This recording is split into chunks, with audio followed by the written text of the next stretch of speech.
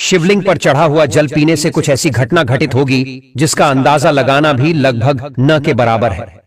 पौराणिक शास्त्र परंपरा से प्राप्त जो ज्ञान हम आज आपको बताने जा रहे हैं वो सच्ची घटना पर आधारित है। भक्तों, अगर आप जानना चाहते हैं कि सावन के महीने में शिवलिंग पर चढ़ा हुआ जल पीने से क्या होता है तो वीडियो को अंत तक जरूर देखिएगा। आप भी हो जाएंगे अचंभित। भयंकर चमत्कार देख आपकी आंखें फटी की फटी रह जाएंगी। दोस्तों, सावन के महीने में शिवलिंग पर किस प्रकार से पानी चढ़ाया जाए और इसे किस प्रकार से पिया जाए, इसके पीने के फायदे और घर में छिड़कने के फायदे, घर में रखने के फायदे और इसके नियम एवं सावधानी के बारे में बताएंगे। भक्तों, यह जानकारी इतनी खूबसूरत है और इतनी ज्ञानवर्धक है कि शायद ही कोई आपको बताएगा। आपके पास जितनी भी दौलत हो, यह जानकारी पाने के लिए उस दौलत को लगा देना, फिर भी यह फ्री की जानकारी आपको कोई नहीं बताएगा। भक्तों, इससे पहले हम सावन के महीने के बारे में जान लेते हैं। दोस्तों, हिंदू धर्म में सावन के महीने का बहुत अधिक महत्व होता है।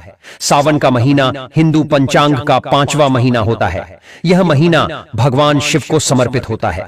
इस महीने में शिव भक्त भगवान शिव की विधि विधान से पूजा अर्चना करते हैं और सावन के महीने के सोमवार का महत्व और भी अधिक होता है।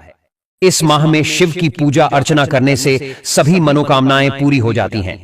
धार्मिक मान्यताओं के अनुसार सावन के महीने में भगवान शिव और माता पार्वती की विधि विधान से पूजा करने भक्त की मनोकामना पूरी होती है। इसके साथ ही सावन के सोमवार व्रत रखने से भोलेनाथ की विशेष कृपा प्राप्त होती है। दोस्तों, सावन महीना का आरंभ 22 जुलाई 2024 दिन सोमवार से हो रहा है और सावन महीने का समापन 19 अगस्त को होगा। कहा जाता है इस सावन के महीने में किसी भी व्यक्ति ने भगवान भोलेनाथ की थोड़ी सी भी पूजा साधना क्रिया कर ली तो उस व्यक्ति के जीवन की सभी मनोकामनाएं पूर्ण हो जाती हैं। उस व्यक्ति के जीवन के हर कष्ट खत्म हो जाते हैं और उस व्यक्ति के जीवन में धन आना शुरू हो जाता है। दोस्तों, आज की इस वीडियो में हम आपको बताएंगे कि सावन के दिनों में आपको भगवान भोलेनाथ के मंदिर जाकर के क्या क्या भगवान भोलेनाथ को अर्पित करना और वहां से वापस क्या लेकर के आना है ताकि आपके घर की गरीबी, दरिद्रता, परेशानी, कष्ट, दिक्कतें हमेशा के लिए खत्म हो जाए। दूसरी तरफ आपके घर पर सुख, समृद्धि, यश, वैभव, ऐश्वर्य की आपको प्राप्ति हो। ध्यान रखिएगा दोस्तों, सावन का माह का इंतजार हर व्यक्ति इसीलिए करता है ताकि उसको भगवान भोलेनाथ का आशीर्वाद मिल सके। कहा गया है कि देवों के देव भगवान भोलेनाथ अगर किसी भी व्यक्ति को आशीर्वाद दे दें तो उस व्यक्ति का साक्षात काल भी आकर कुछ नहीं बिगाड़ पाता है। इसीलिए आज की इस वीडियो में हम आपको बताएंगे कि कैसे आप सावन के दिन, जो बहुत ही पावन दिन है, इस दिन भगवान भोलेनाथ को प्रसन्न कर सकते हैं।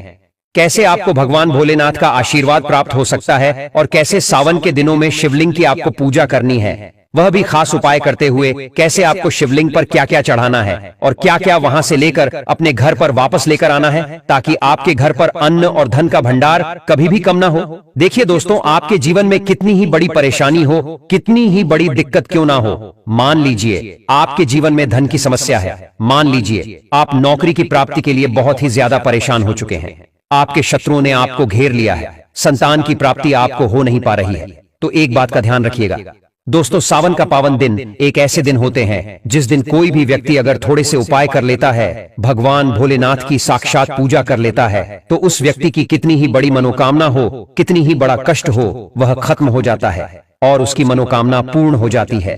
तो भक्तों, विद्येश्वर संहिता के 12वें अध्याय के श्लोक में बताया है कि जो जल शिवलिंग पर चढ़ाया जाता है उसे 3 बार थोड़ा थोड़ा करके पीना चाहिए और उसमें स्पष्ट लिखा है कि इससे शरीर की कायिक, वाचिक एवं मानसिक ये तीनों प्रकार के रोगों से मुक्ति मिलती है। भक्तों, आज मैं आप लोगों को शिवलिंग पर चढ़े हुए जल की संपूर्ण जानकारी बताऊंगा। आपने अक्सर देखा होगा, बड़ी बड़ी कथा में कहते हैं कि एक लोटा जल हर समस्या का हल निकल सकता है, यानी एक लोटा जल से संपूर्ण फल प्राप्त होता है। ऐसी कोई समस्या नहीं जो शिवलिंग पर चढ़ा जल न कर सके। शिवलिंग पर चढ़ा जल स्वयं काल को भी रोक सकता है। शिवलिंग पर चढ़ा जल किसी का जीवन आश्चर्यजनक रूप से बदल सकता है और किसी के विनाश को भी रोक सकता है। दोस्तों, प्राचीन ज्ञान विज्ञान में भी जल तत्व को उत्तम तत्व कहा जाता है। इसलिए कई लोग कहते हैं ना कि जल है तो कल है, जल है तो जीवन का आधार है। इसलिए कई लोगों के मुख से यह कहते हुए जरूर सुना होगा कि पानी बहाओ नहीं, पानी बचाओ। तो दोस्तों, भगवान भोलेनाथ को अपने कष्ट निवारण हेतु हम सब इसमें जल चढ़ाते हैं, लेकिन उस जल का प्रसाद लेना ही भूल जाते हैं। हम भोले बाबा को खूब जल चढ़ाते हैं। बहुत मनोरथ बोलते हुए भगवान हमारे इस कामनाओं को पूर्ण कर यह सब बोलते हुए खूब जल चढ़ाते हैं, लेकिन जल चढ़ाने भर से हमारी समस्या का निवारण नहीं होता है। भक्तों, हम उसका प्रसाद लेना ही भूल जाते हैं। भगवान भोलेनाथ को जल चढ़ाने के बाद उस जल रूपी प्रसाद को साथ लेना भूल जाते हैं। दोस्तों, शिवलिंग पर चढ़ा जल साक्षात भोलेनाथ जी का प्रसाद माना जाता है और हम सब यह प्रसाद रूपी भोलेनाथ जी के आशीर्वाद को ही लेना भूल जाते हैं। तो आज की जो वीडियो है, शिवलिंग पर चढ़ा हुआ जल किस प्रकार से पिया जाए और जल पीने के फायदे क्या हैं, अगर हम पीते हैं तो हमारे जीवन में क्या चमत्कार घटित होने लगता है। भक्तों, जिस दिन हम शिवलिंग पर चढ़ा हुआ जल पीते हैं उस दिन से हमारे साथ में क्या क्या चमत्कार होता है, आइए इस वीडियो में जानते हैं। जानकारी बताने से पहले आपसे विनती है कि वीडियो को लाइक जरूर करिएगा कि दोस्तों, वीडियो लाइक करने का कोई पैसा नहीं लगता है, नहीं दौलत लगती है, बस एक उंगली टच कर दीजिए और लायक हो जाएगा। सच्चे दिल से कमेंट बॉक्स में लिखना ना भूलें, हर हर महादेव, ओम नमः शिवाय। मात्र भोलेनाथ का नाम लिखने से ही शिवलिंग पर एक लोटा जल अर्पित करना माना जाता है। तो आगे बढ़ते हैं वीडियो में दोस्तों। सर्वप्रथम तो मैं आप लोगों को जल पीने के प्रयोग बताऊंगा, इसके बाद छिड़कने और रखने का प्रयोग बताऊंगा। आपको बता दें, शिवलिंग पर चढ़ा जल हमारे घर में भी पिया जाता है और भगवान शिव की कृपा से आज हम संपूर्ण और धन से परिपूर्ण हैं। तो जल पीने का प्रयोग कुछ इस प्रकार से है। शिवलिंग पर चढ़े हुए जल को पीने से आरोग्य की प्राप्ति होती है। आरोग्य अर्थात आप बीमार नहीं पड़ते हैं। इसको पीने से काफी लंबे समय तक बुखार नहीं आता। बुखार सीधे आता है तो 5-7 सालों के बाद आता है। जो लोग वायु परिवर्तन होते हैं, अर्थात जैसे मौसम में बदलाव आते हैं, तो बहुत सारे ऐसे लोग होते हैं जो कि निरंतर बीमार पड़ते हैं, तो उनके लिए रामबाण साबित होता है। शिवलिंग पर चढ़े हुए जल को आप पीते हैं तो हमेशा आरोग्य रहेंगे। और एक खास बात, अगर आप लोग रोज शिवलिंग पर जल नहीं चढ़ा पाते हैं तो किसी भी समय में जल चढ़ाएं, कोई बात नहीं। आप शिवलिंग पर चढ़े हुए जल को इकट्ठा करके किसी बड़े से बोतल में एकत्रित करके रख लीजिए और थोड़ा थोड़ा नित्य पीजिए। यह जल पीने से आपको आरोग्य की प्राप्ति होती है। यदि आपकी आंखों में बार बार दर्द होता है, धुंधलापन सा आ जाता है, चश्मा लग गया है, दिखाई कम पड़ता है, सुबह उठते समय आंखों में दर्द होता है, जलन होती है, तो ऐसे में शिवलिंग पर जल से चेहरा धोने से, आंखों पर जल छिड़कने से आंख संबंधित बीमारी रोग दूर हो जाते हैं। दोस्तों, मेरी आंखें भी जब खराब हो जाती हैं तो मैं भी इसी जल से अपनी आंखों को धो लेता हूं, तो समस्त आंखों के रोग दूर हो जाते हैं और आंखों की रोशनी भी फर्राटेदार तेज हो जाती है, बढ़ जाती है।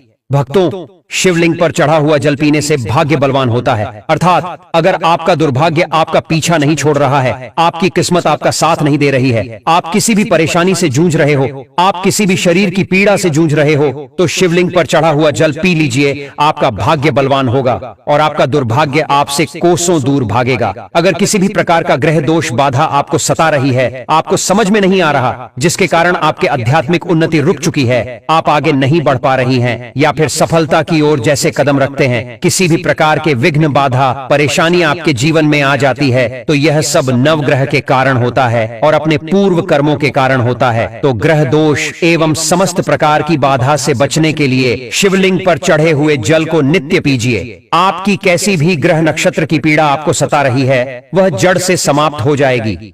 दोस्तों, शिवलिंग पर चढ़ा हुआ जल पीने से शरीर का जो कायाकल्प होता है, अर्थात जैसे कि आपके शरीर में बुढ़ापा आ चुका है, आपके शरीर में ताकत नहीं बनती, आपके शरीर में जोश नहीं है, आपके शरीर में शक्ति नहीं है जो कि पहले थी, तो अगर आप भी उन्हें अपने शरीर का कायनात करना चाहते हैं, तो अपने शरीर में नई ताकत लाना चाहते हैं, नई ऊर्जा का एहसास करना चाहते हैं, तो शिवलिंग पर जल को पीना शुरू कर दीजिए। आपके शरीर में पुनः नई ताकत आएगी। अगर आपके द्वारा किसी भी प्रकार के पूर्व पाप हो गए हैं, जिससे आप पश्चाताप के रूप में आप उन पापों से मुक्ति पाना चाहते हैं, तो नियमित शिवलिंग का जल एक एक ढक्कन जल को पीना शुरू कर दीजिए। बीच में गैप हो जाता है तो आप एक काम करना, शिवलिंग पर जल को इकट्ठा करके किसी पात्र में रख लेना और इसे पी सकते हैं। तो इससे पाप का भी नाश होता है, पाप का शमन होता है। दोस्तों, अगर आप किसी मंत्र को सिद्ध करना चाहते हैं और आपको ईश्वर से वार्तालाप करनी हो, तब ऐसे समय में शिवलिंग पर चढ़े हुए जल को पीने से और नित्य एक माला ओम नमः शिवाय का जप करने से सिद्ध की प्राप्ति हो जाती है। आपको बुरे से बुरे, अच्छे से अच्छे संकट का शुभ समय का पहले से ही आभास हो जाएगा। आपको ढेर सारा लाभ मिलता है।